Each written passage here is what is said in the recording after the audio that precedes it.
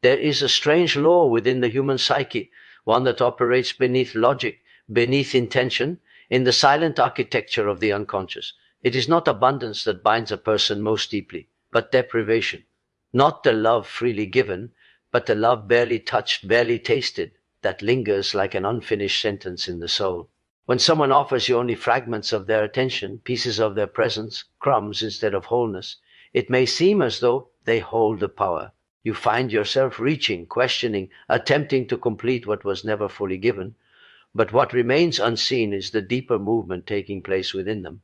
For the human mind does not rest easily with what it cannot fully grasp. What is incomplete becomes a question, and every unanswered question seeks resolution. The one who gave you little begins to carry an invisible weight, an unresolved tension that grows quietly over time. You see, when you withdraw your energy, when you stop accepting fragments as if they were enough, something shifts in the unconscious of the other. The dynamic reverses. What was once easily available is now absent. And absence has a peculiar power. It forces the mind to create, to imagine, to project. They begin to fill the silence with thoughts of you, not as you were, but as something larger, something more significant. The psyche amplifies what it cannot access. It turns memory into meaning and meaning into fixation. What they once dismissed becomes valuable. What they once controlled begins to control them. This is not punishment, nor is it revenge. It is simply the psyche attempting to resolve what was left incomplete. The deeper truth is that people are not haunted by what they fully experienced. They are haunted by what they almost had. The almost becomes a ghost within the mind, returning again and again, asking to be understood, to be completed. When you accept crumbs, you participate in your own diminishment. But when you step back, when you reclaim your wholeness, you interrupt the pattern. You no longer feed their unconscious certainty. Instead, you introduce uncertainty, and uncertainty is fertile ground for obsession. The shadow within them begins to stir. Regret emerges, curiosity intensifies, and what was once taken for granted becomes the very thing they cannot forget. Understand this clearly. Your power was never in chasing completeness from another. Your power lies in recognizing your own completeness and refusing to negotiate it for fragments. In doing so, you transform from something they could easily overlook into something they cannot fully understand. And what the mind cannot fully understand, it cannot easily release. So the one who gave you crumbs does not simply walk away unaffected. They carry the imprint of what they failed to value. And that imprint grows not through your presence but through your absence. Because in the end, it is not possession that creates obsession. It is the realization of what was never truly possessed at all. The psyche does not move toward fullness as much as it moves toward mystery, toward what remains just out of reach, just beyond certainty. Because what is fully given leaves little room for imagination, while what is withheld creates an inner tension that demands resolution, a quiet pull that grows stronger in the absence of clarity, shaping attention in ways that feel almost involuntary, as if something deeper than conscious choice is guiding the focus. When something is offered completely, the mind can settle, it can categorize and move on. But when something is partial, inconsistent, or uncertain, the psyche begins to circle around it, returning again and again, searching for meaning, trying to complete the unfinished pattern that lingers beneath awareness. This is because the human mind is not only driven by satisfaction, but by the need to resolve what is incomplete, and what is withheld becomes a kind of psychological magnet, drawing energy, thought, and emotion toward it without effort. The absence of closure transforms a simple experience into a persistent question, and questions, especially those tied to emotion, do not fade easily but expand, taking on greater significance over time. What is denied or only partially given begins to occupy more space internally than what was ever freely available, because the psyche fills gaps with projection, imagination, and desire, often creating something far more intense than reality itself. In this way, withholding does not diminish value in the unconscious, it often amplifies it, turning something ordinary into something that feels rare, elusive, and therefore deeply compelling. The mind begins to assign importance not based on what is objectively present, but based on what feels unresolved, and this unresolved state becomes a source of fixation, a loop that feeds itself through repetition and emotional investment. Over time, The person becomes less attached to the actual experience and more attached to the idea of completing it, to finally grasping what was never fully offered. And this pursuit can become consuming, shaping perception, influencing behavior, and reinforcing the illusion that what was withheld holds a deeper significance than what was ever clearly given. Emotional scarcity does not simply create distance, it creates depth, a kind of psychological gravity that pulls the mind inward toward what feels limited, uncertain, and inconsistent, because the human psyche is not designed to remain indifferent to what it cannot fully secure, especially when emotions are involved. When affection, attention, or validation is given in small, unpredictable amounts, it disrupts the natural rhythm of emotional regulation, replacing stability with anticipation, and anticipation has a way of tightening its hold on awareness, making each small gesture feel disproportionately significant. The mind begins to assign heightened value to these fragments, not because they are inherently meaningful, but because they are rare enough to trigger a deeper level of focus and desire. This scarcity creates an internal imbalance, where the absence of consistency becomes more powerful than presence itself, and the individual finds themselves investing more energy into interpreting, analyzing, and waiting than into actually receiving. In this state, attachment is no longer formed through genuine connection alone, but through the repeated cycle of hope and uncertainty, where each brief moment of emotional availability acts as reinforcement, strengthening the unconscious bond.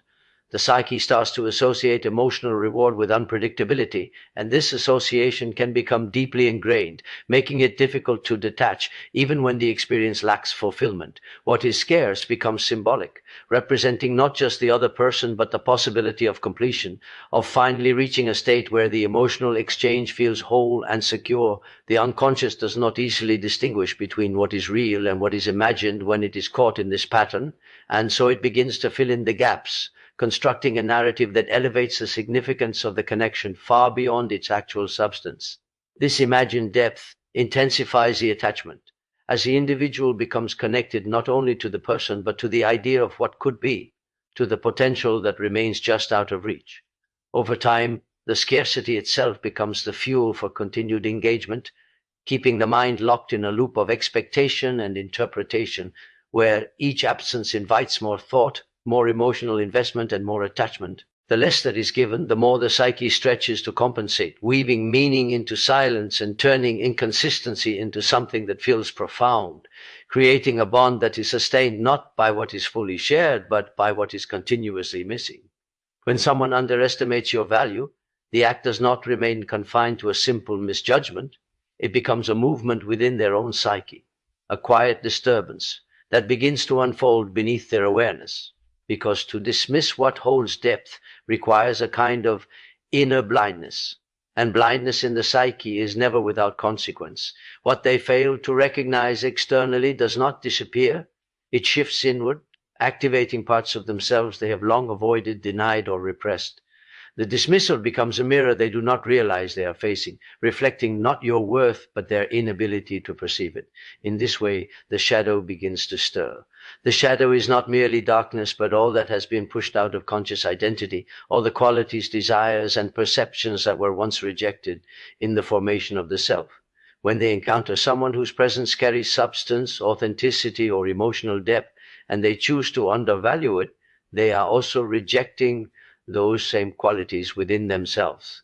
This rejection does not resolve quietly. It creates tension, a subtle fracture between what is lived consciously and what remains buried. Over time, this fracture widens. What was dismissed externally begins to return internally, often in disguised forms such as irritation, restlessness, or an unexplainable fixation. They may not consciously connect this unrest to you, yet your absence or distance becomes the trigger that amplifies it. The psyche seeks balance, and what was denied demands acknowledgement, even if it emerges as discomfort rather than clarity. The more they underestimate it, the stronger this inner movement becomes, because the psyche resists fragmentation. It pushes toward integration, toward recognizing what was overlooked. Your value, once minimized, transforms into a symbol within their unconscious, representing something they failed to claim, something they were not ready to see. This is why dismissal is rarely the end of a psychological experience. It is often the beginning of an internal confrontation. The qualities they ignored do not vanish, they become part of the shadow, and the shadow does not remain silent. It influences perception, shapes emotion, and creates a pull toward what was once rejected. As this process unfolds, the person may find themselves drawn back, not out of simple desire, but out of a deeper need to reconcile the imbalance within. What they once underestimated begins to feel significant, even compelling, not because it changed, but because their awareness is being forced to expand. The shadow, once dormant, now seeks recognition, and through that movement, the value they failed to see begins to assert itself from within. Absence does not leave emptiness in the psyche, it invites creation, a quiet but powerful process where the mind begins to fill what is no longer present with images, meanings, and imagined depth. Because the human psyche is not comfortable with gaps, especially when those gaps are tied to emotional experience. When someone is no longer there, their physical absence removes the anchor of reality. And without that anchor, perception becomes fluid, shaped less by what is true and more by what is felt, remembered, and unconsciously desired. In this space, projection begins to take form. The mind does not simply recall the person as they were, it reconstructs them, often amplifying certain qualities while softening or erasing others. What was once ordinary can become idealized, and what was uncertain can be reshaped into something meaningful. This is not a deliberate act, but an unconscious attempt to resolve the tension created by absence, to make sense of what feels incomplete. The psyche reaches inward, drawing from its own unmet needs, desires, and unresolved emotions, and places them onto the image of the other person. As this projection deepens, the person becomes less connected to the reality of who the other was and more attached to the internal version that has been created. This internal version is often more compelling because it is tailored by the psyche itself, shaped to fit what is missing, what is longed for, what was never fully experienced. The absence provides space for this construction to grow without interruption, without contradiction, allowing the imagined connection to feel increasingly real and significant. Over time, this process intensifies into obsession. The mind returns repeatedly to the same image, the same thoughts, the same emotional patterns, not because the external person is present, but because the internal representation has become deeply charged. The psyche seeks resolution, yet the more it engages with the projection, the further it moves from resolution and deeper into fixation. What began as absence transforms into a persistent mental presence, one that occupies attention, shapes emotion, and influences perception. The individual is no longer responding to what is, but to what has been created within, and this creation carries a powerful emotional weight because it is built from the deepest layers of the psyche. Absence in this way becomes fertile ground, not for forgetting, but for intensifying, turning a limited or incomplete experience into something that feels vast, consuming, and difficult to release. Self-withdrawal is not an act of rejection, but an act of return, a movement back toward the center of one's own psyche, where scattered energy begins to gather again, because unconscious dependency forms when attention, validation, and emotional stability become tied to something outside the self, often without awareness of how deeply this attachment has taken root. The more one reaches outward for completion, the more the inner structure weakens, not visibly at first, but subtly, through patterns of anticipation, overthinking, and emotional fluctuation that begin to replace inner steadiness. Dependency thrives in this outward orientation, feeding on the belief that something essential exists beyond one's own grasp. When self-withdrawal begins, it interrupts this pattern. The constant outward movement pauses, and in that pause something unfamiliar emerges, a sense of space that may initially feel uncomfortable, even empty, because the psyche has grown accustomed to external stimulation as a source of meaning.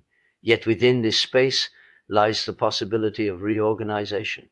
Energy that was once invested in monitoring, interpreting, and reacting begins to turn inward, illuminating areas that were previously ignored or overshadowed by attachment. This inward movement is not passive, it is deeply active on a psychological level. It exposes the mechanisms of dependency, revealing how much of one's emotional state was shaped by external inconsistency rather than internal clarity. As awareness grows, the illusion of necessity begins to weaken. What once felt indispensable starts to lose its hold, not because it disappears, but because it is no longer the sole reference point for emotional experience. Power, in this sense, is not dominance over another, but sovereignty over one's own inner state. Self-withdrawal restores this sovereignty by breaking the unconscious loop that ties worth and stability to something outside the self. It creates distance not just physically or emotionally, but psychologically, allowing perception to shift from entanglement to observation. In this state, the individual is no longer driven by the need to resolve, to chase, or to complete what lies beyond them. Instead, there is a gradual return to inner alignment, where thoughts become less reactive, emotions less dependent, and identity less fragmented. The space created by withdrawal becomes a ground for integration, where previously projected needs are recognized as internal and gradually reclaimed, transforming what once felt like lack into a deeper sense of self-contained presence. What is not fully possessed does not simply fade from the psyche. It lingers, not as a clear memory, but as an active tension, a subtle incompleteness that resists closure, because the human mind is oriented toward resolution, toward finishing what has been started yet left open. When an experience remains partial, when something is almost attained but never fully secured, it creates a psychological imprint that is far more persistent than something fully experienced and concluded. The mind does not easily release what it cannot fully define, and in that lack of definition, it begins to circle, to revisit, to attempt to grasp what continues to slip beyond reach. This incompleteness becomes fertile ground for mental occupation. Thoughts return not because they are invited, but because they are unresolved, and the unresolved carries a certain weight that demands attention. The psyche begins to reconstruct the experience, replaying moments, reinterpreting meanings, searching for missed signals or hidden significance, as if somewhere within the fragments lies the key to completion. What was never fully possessed begins to feel as though it holds something essential, something that must be understood or reclaimed. In this process, the object of attention often grows beyond its original form. It is no longer just what it was in reality, but what it represents in the psyche, an idea, a possibility, a symbol of something that feels just out of reach. The less it was truly experienced, the more space there is for imagination to expand it, to fill in the gaps with projections that align with desire, curiosity, or even regret. This expansion gives it a disproportionate significance, making it feel more valuable than things that were fully present and clearly understood. The psyche becomes engaged in a loop, returning again and again to the same point of incompletion, not because it chooses to remain there, but because it has not found a way to resolve what was left unfinished. This loop intensifies over time, as each return reinforces the importance of the experience, deepening its imprint and making it more difficult to release. Attention becomes fixed, not on what is available in the present, but on what remains absent yet psychologically alive. In this way, what is not fully possessed transforms into something consuming, not through its presence, but through its absence, not through what it gives, but through what it withholds, creating a persistent inner movement that continues to seek, to question, and to engage without ever arriving at completion.